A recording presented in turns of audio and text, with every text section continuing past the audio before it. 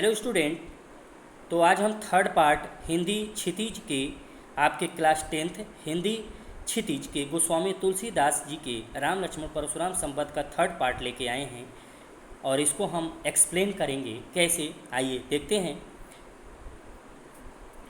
कौशिक सुनहु मंद हिउ बालकु कुटिल काल बस निज कुल घालकु बानु भानु वंश राकेश कलंकु निकट निरंकुशु अभुध असंकु।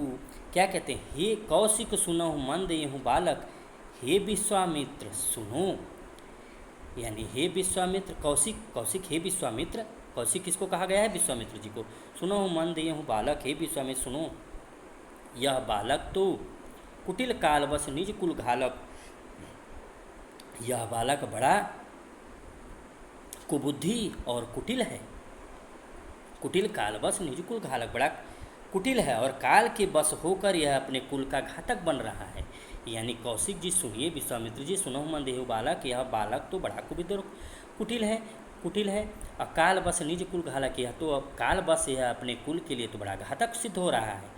भानुवंश यानी अपने कुल को, यानी गुस्सा दिलाएगा तो मैं इसके कुल को खत्म कर दूंगा, उनका ये कहना था।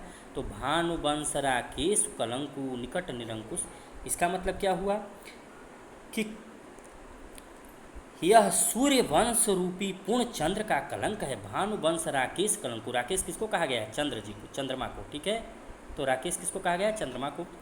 कलंकु, यह तो भानुवंश, यह तो सूर्य वंशी रूपी, भानु यानी राजा, यह तो सूर्य वंश रूपी चंद्र, यह तो सूर्य वंश रूपी पूर्ण चंद्र का क्या है? कलंक है। निकट निरंकुश अबुध असंकु, यह बिल्कुल उदंड मूर्ख और निडर है। निरंकुश अबुध निडर है। काल कवलु हो ही है चन माही, कहूँ पुकारी खोरी मोहि नाही, तुम हट कहूँ जोच चहूँ बारा, कहीं प्रताप बल रोसु हमारा। काल कवल, देखिए अभी क्षण भर में यह काल का ग्रास हो जाएगा, यानी काल कवल हुई है क्षण माही, अभी क्षण भर में काल के अंदर चला जाएगा, यानी इसको मैं मार दूंगा। कहूँ पुकार खोरी मोहि नाही, मैं पुकार कर कह देता हूँ कि फिर मुझे दोष मत देना। खोरी मोहि नाही, मुझे दोष मत देना।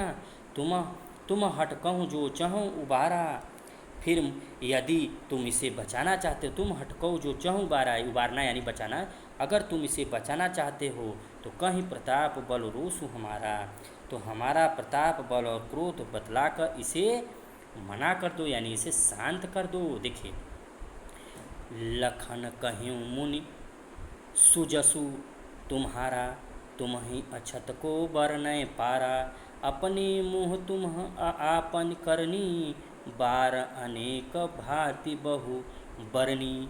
देखिए, लखन कहे मुनि सुजसु तुम्हारा। अब क्या कहते हैं कि लक्ष्मण जी ने कहा, इनकी बात सुनकर लक्ष्मण जी क्या कहते हैं कि हे मुनि, आपका सुयश आपके रहते दूसरा कौन वर्णन कर सकता है? तुम हट कहूँ जो, यानी लखन कहो मुनि सुजसु तुम्हारा। लखन जी ऐसा सुनकर कहते हैं, हे मुनि, आपका सुजस यानी आपका यश आपके बिना कौन कह सकता है? आप ही कहें। तुम ही अछत को बर नहीं पारा, आपने अपने ही मुँह से अपनी करनी अनेकों बार बहुत प्रकार से वर्णन की है, यानी बार अनेक भांति बहुबरनी, आपने तो बहुत बार अपना वर्णन कर लिया अपने ही मुँह से। नहीं संतोष त पुनि कछु कहूँ। अब देखिए यहाँ से क्या है, नहीं संतोष तो पुनि कछु कहूँ, जान ऋषि रोकी दुसह दुख सहूँ, वीर व्रति तुम धीर अछूबा, गारि देत न पावहूँ शोभा। क्या कहते हैं कि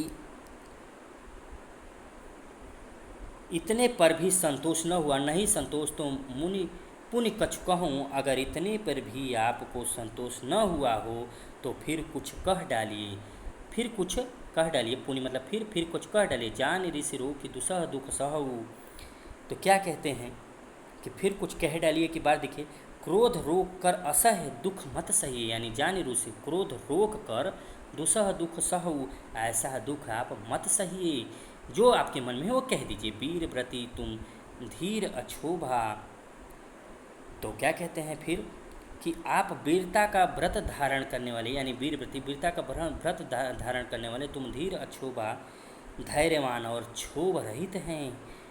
गारी देत न पाओ शोभा, गारी यानी गाली, आपको गाली देते हुए शोभा नहीं देता है। ठीक है, आप तो क्षोभ रहित यानी कि मृदुभाषी अत्यंत ही दयावान हैं। ठीक है, अब आइए देखिए इसमें, सुर समर करनी करही कहीं न जनावहीं आप, विद्यमान रन पाई रिप कायर कथहि प्रताप। सूरवीर कहते हैं सूर समर यानी सूर समर, सूरवीर यानी समर मतलब युद्ध में जो लड़ते हैं उन्हें सूरवीर कहते हैं ना। तो सूरवीर करनी करहि कहीं न जनावहीं आप, सूरवीर तो युद्ध में सूरवीरता का प्रदर्शन करते हैं, कहकर अपने को नहीं जनाते, यानी सूर समर करहीं कहीं न जनावहीं आप, यानी अपने से अपनी वीरता नहीं बताते, वो तो युद्ध में बताते हैं। विद्यमान रन पाई रिपु, विद्यमान यानी शत्रु को युद्ध में उपस्थित पाकर कायर ही अपने प्रताप की डिंग मारता है। विद्यमान यानी विद्यमान रन पाई रिपु कायर कथई प्रताप, विद्यमान को पाकर कायर ही तो क्या करता है, अपनी पूरी कायरता की, कायर ही अपने प्रताप की डिंग मारता है, यानी शत्रु को युद्ध में उपस्थित पाकर कायर ही अपने आप को बहुत बड़ा बलवान समझता है। ठीक है, तो बेटा आप नेक्स्ट पद में देखिए, तुम तो कालू हाँकु जनु लावा, बार बार मोहि लागी बुलावा, सुनत लखन के बचन कठोरा, परसु सुधार धरें करो धोरा। तो इसमें क्या कहते हैं, आप तो मानो, तुम तो कालू हाँकु जनु लावा, आप तो मानो काल को हाँक लगाकर बार बार उसे मेरे लिए बुलाते हैं, बार बार मोहि लागी बुलावा, यानी आप तो काल को बार बार कह के हाँक के, जैसे गाय आप लोग गांव में नहीं कहते या शहर में सुने होंगे हाँकना तो बुलाना, आप तो बार बार काल को बुला रहे हैं मेरे लिए आप तो काल को बार बार बुला रहे हैं।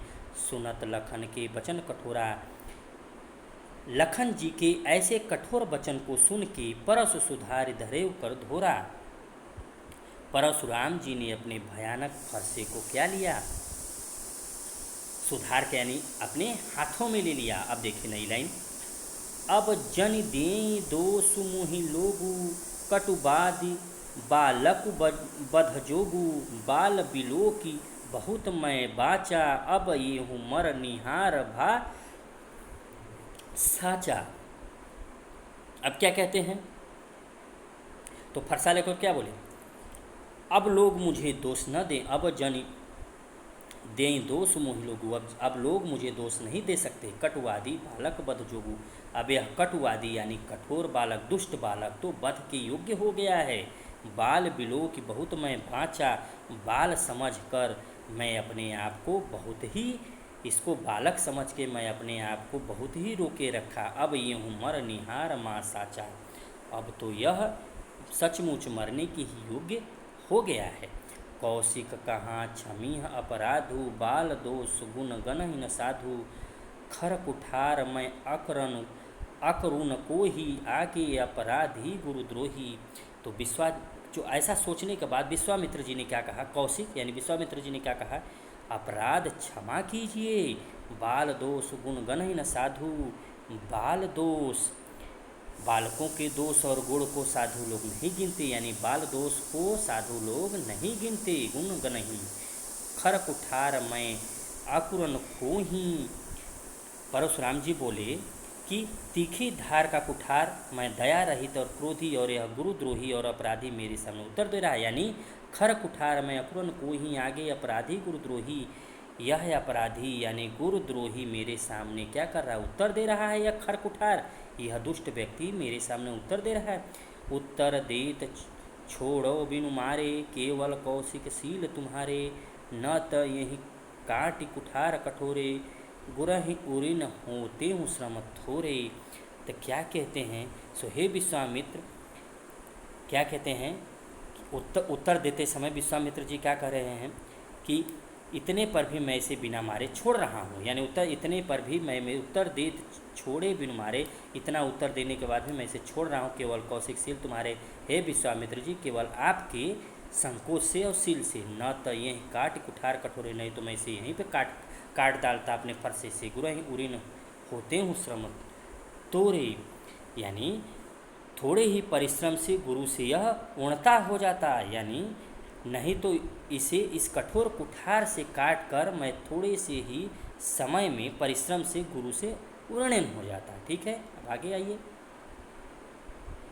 आगे में क्या है बेटा, गाधि सुन कहाँ हृदय हंसी मुनि हरियरे सूझ, फिर से इसको पढ़ लेता हूँ एक बार, गाधि सुनु कह हृदय हंसी मुनि हरियरे सूझ, अयमय खाण न उखमय अजऊ न बूझ अबूझ। तो क्या कहते हैं, विश्वामित्र जी ने हृदय में हंस कर कहा, यानी अपने मन में हंस कर कहा, गाधि सुन कह हृदय हंसी मुनि हरियरे सूझ। विश्वामित्र जी ने मन में हंस कर कहा, परशुराम को हरा ही हरा सूझ रहा है, यानी परशुराम को तो हरा ही हरा समझ रहा है, अर्थात सर्वत्र विजयी होने के कारण ये श्री राम लक्ष्मण को साधारण क्षत्रिय समझ रहे हैं। मतलब इनको ये लग रहा है कि जैसे मैंने सारे क्षत्रियों को मारा, उन्हें ऐसे ही मार दूंगा। गाधि सुन कह हृदय हंसी मुनि हरिहरे सूझ। तो मुनि जी अपने विश्वामित्र जी अपने मन मन हंसते हैं कि परशुराम जी को तो यह हरे हरे ही समझ में आते हैं, यानी कच्चे समझ में आते हैं। अयमय खाण नौकमय अजऊ न बूझ अबूझ, किंतु यह फौलाद की बनी हुई खाण है, फौलाद की बनी हुई खाण है, गुड़ का बेटा खाण बनता है तो बनी हुई खाण है, जो मुँह में लेते ही गल जाए, खेद है मुनि अब भी बेसमझ बने हुए हैं, इनके प्रभाव को नहीं समझ रहे। यानी विश्वामित्र जी मन ही मन सोचते हैं कि परशुराम जी इनके प्रताप को न समझ के इनको मन ही मन बड़ा साधारण समझ रहे हैं। ठीक है बेटा, तो आइए नया पद, तो कहें लखन मुनि शील तुम्हारा, को नहीं जान विदित संसारा, माता पिता ही उरिन भय नीकै, गुर ऋनु रहा सोच बड़ जी कै। लक्ष्मण जी ने कहा कि हे मुनि, कहें लखन मुनि शील तुम्हारा।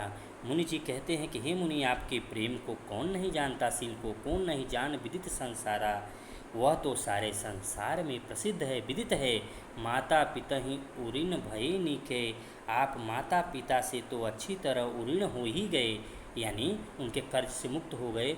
गुरु ऋण रहा सोच बड़ जी के, अब गुरु का ऋण रहा जिसका जी में बड़ा सोच लगा है, जिसका जी में बड़ा सोच लगा है। सो जन हमरे ही माथे काढ़ा, दिन चली गए ब्याज बड़ बाढ़ा, अब आनीय व्यवहरिया बोली, तुरंत दीऊँ मैं थैली खोली। तो क्या कहते हैं कि जिसका जी में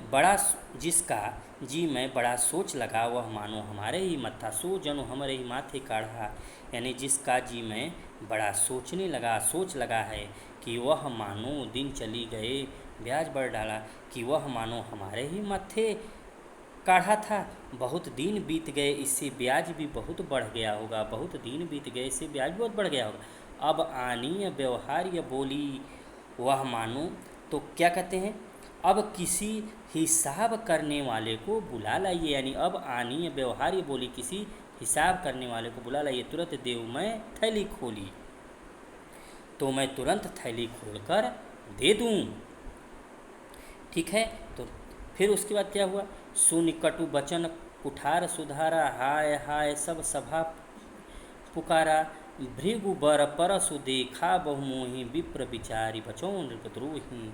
तो फिर उसके बाद क्या होता है, लक्ष्मण जी के कड़वे वचन सुनकर सुनि कटु वचन कुठार सुधार, लक्ष्मण जी के कड़वे वचन सुनकर, यानी कटु वचन सुनकर, हाय हाय सब सभा पुकारा, सारी सभा जो थी राजसभा हाय हाय पुकारने लगी। लक्ष्मण जी ने फिर कहा कि भृगु बर परसु देखा बहु कोही। लक्ष्मण जी के देखिए यहाँ पे बेटा थोड़ा सा यहाँ पे है कि सुनि कटु, मैं थोड़ा सा भूल गया यहाँ पे, देखिए एक बार कि सुनि कटु वचन कुठार सुधारा, उनके लक्ष्मण जी के कटु वचन सुनकर परशुराम जी ने अपना कुठार सुधार यानी अपना फरसा उठा के मारने के लिए दौड़े। तो हाय हाय सभा, हाय हाय सब सभा, तो ऐसा देखकर सारी सभा हाय हाय करने लगी। अब देखिए, भृगु बर परशु परशु देखा बहु मोही, भृगु यानी हे, फिर उसके बाद क्या कहते हैं कि लक्ष्मण जी ने कहा, हे भृगु श्रेष्ठ, भृगु बर परशु देखा बहु मोही, हे भृगु श्रेष्ठ, आप मुझे फरसा दिखा रहे हैं, देखा वो मोही, विप्र विचारी बचो नृप दोही, आप मुझे फरसा दिखा रहे हैं, पर हे राजाओं के शत्रु, मैं ब्राह्मण समझकर आपको बचा रहा हूँ। विप्र विचारी बचो नृप दोही, पर हे विप्र जी, ब्राह्मण जी, मैं आपको ब्राह्मण समझ के आपको बचा रहा हूँ। मिले न कबहु सुभट रन गाढ़े, द्विज देवता धरहि के बाढ़े, अनुचित कहीं सब लोग पुकारे, रघुपति सयनहि लखनु निवारे। देखिए, तो उसके बाद क्या कहते हैं कि आपको कभी रणधीर बलवान वीर नहीं मिले, यानी मिलो न कभू सुबट रणगाढ़े, यानी आपको कभी बहुत बलवान पुरुष नहीं मिले, कभी रणधीर, द्विज देवता धरहि के बाढ़े, कभी नहीं मिले। फिर उसके बाद कहते हैं, हे ब्राह्मण देवता, आप घर ही में बड़े हैं, यानी द्विज देवता घर के बाड़े, आप तो घर के ही बड़े हैं, यानी कहने का मतलब कि आप तो घर के ही शेर हैं। मिले न कबहु सुबट रणगाड़े, द्विज देवता घरे के बाड़े, अनुचित कहीं सब लोग पुकारे। फिर उसके बाद क्या कहते हैं, यह सुनकर अनुचित है कहकर सब लोग पुकार उठे, यह सुनकर अनुचित है कहकर सब लोग पुकारने लगे। रघुपति सयनहि लखनु निवारे। फिर उसके बाद क्या होता है, तब श्री रघुनाथ जी यानी श्री रामचंद्र जी क्या कहते हैं, इशारे से लक्ष्मण जी को रोक लिया, यानी लक्ष्मण जी के क्रोध को रघुपति यानी श्री रामचंद्र जी ने शांत किया। उसके बाद बेटा क्या है,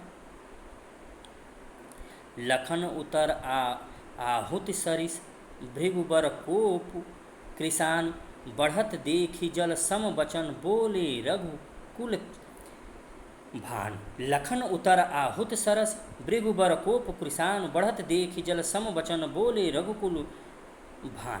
तो इसमें देखिए, लखन उत्तर आहुति यानी लक्ष्मण जी के उत्तर से जो आहुति के समान थे परशुराम जी, लखन जी के उत्तर के जो आहुति के समान थे, परशुराम जी के क्रोध रूपी अग्नि को बढ़ते देखकर, यानी भृगु को बढ़ते देखकर, बढ़त देखी जल सम वचन बोले, देखकर रघुकुल के सूर्य श्री रामचंद्र जी जल के समान शांत करने वाले वचन बोले। तो यानी कहने का मतलब कि उनके ऐसे वचन को सुनकर लक्ष्मण जी के क्रोध रूपी अग्नि को बढ़ते देखकर रघुकुल को उसके श्री रामचंद्र जी जल के समान शांत करने वाले वचन बोले। ठीक है बेटा, तो आपका ये राम लक्ष्मण परशुराम संवाद यहीं पर कंप्लीट होता है, और इसे आप अच्छे से वाच कर लेना, कंप्लीट कर लेना, आपकी एग्जाम में ये अच्छे से आता है बेटा। चलिए, ओके, थैंक यू।